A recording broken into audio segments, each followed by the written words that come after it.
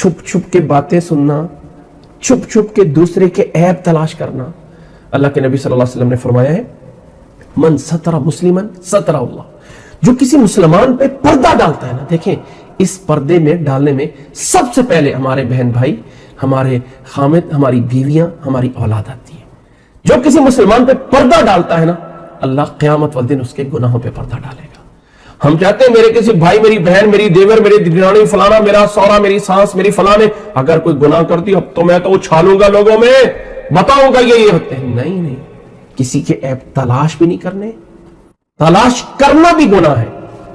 ایک ہوتا ہے ایز اے اصلاح، نوٹ کریں آپ، والدین اولاد کی اصلاح کے لیے ان کی جاسوسی کر سکتے ہیں اور یہ کرنا چاہیے، یہ اس میں نہیں آتا ہے.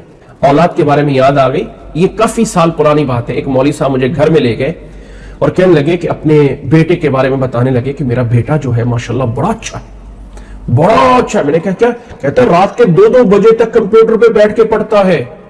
میں نے کہا جی بڑی اچھی بات ہے. اب اس کے بیٹے کو یہ نہیں پتا کہ میرے بارے میں کہ یہ مولوی صاحب بھی کمپیوٹر کو جانتے ہیں.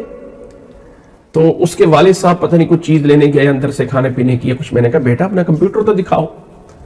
کہنے لگا انکل میں آپ کو دکھاتا ہوں. مجھے دکھایا تو کمپیوٹر جو ہے وہ اس کی جو اسکرین ہے وہ دیوار کی طرف تھی، یعنی کوئی کمرے میں کسی کو پتہ نہیں چلتا تھا، اور آواز کے لیے ہیڈ فون لگایا ہوا تھا.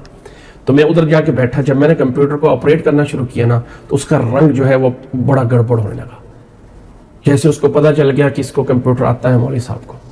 جب میں نے اس کے ڈیسک ٹاپ اور کچھ فولڈر کھولے تو اللہ معافی دے اتنا کچھ مواد برا پڑا ہوا کہ میں پریشان ہو گیا. اب میں سوچوں یہ بچہ چھوٹا ہے جو بھی مڈل میں 8ویں کلاس میں پڑھ رہا ہے، اور اس کا باپ، میں اس کو باپ کو کیسے بتاؤں؟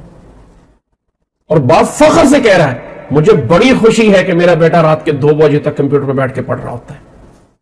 میں نے جاتے ہوئے اس کے والد کو سمجھایا کہ میں نے کہا بھائی اس اپنے بیٹے کی تربیت اس طرح کرو کہ اس کمپیوٹر کی سائیڈ چینج کر دو اور اپنے گھر میں ایسی جگہ پہ رکھو کہ تم جاتے آتے اس کی سکرین کو دیکھ رہے ہو. کہنے لگا وہ کیوں؟ میں نے کہا بہتر ہے. بہرحال کمپیوٹر کو میں نے سائیڈ چینج کروا دی، بجائے اس کے کہ اس کو یکدم اس کے بیٹے کو جو ہے وہ برا بنا دیتا. اور بیٹے کو میں نے الگ سے سمجھا دیا کہ بیٹا یہ سب چیزیں ڈیلیٹ کرو اور آئندہ سے ان برائیوں سے بچو.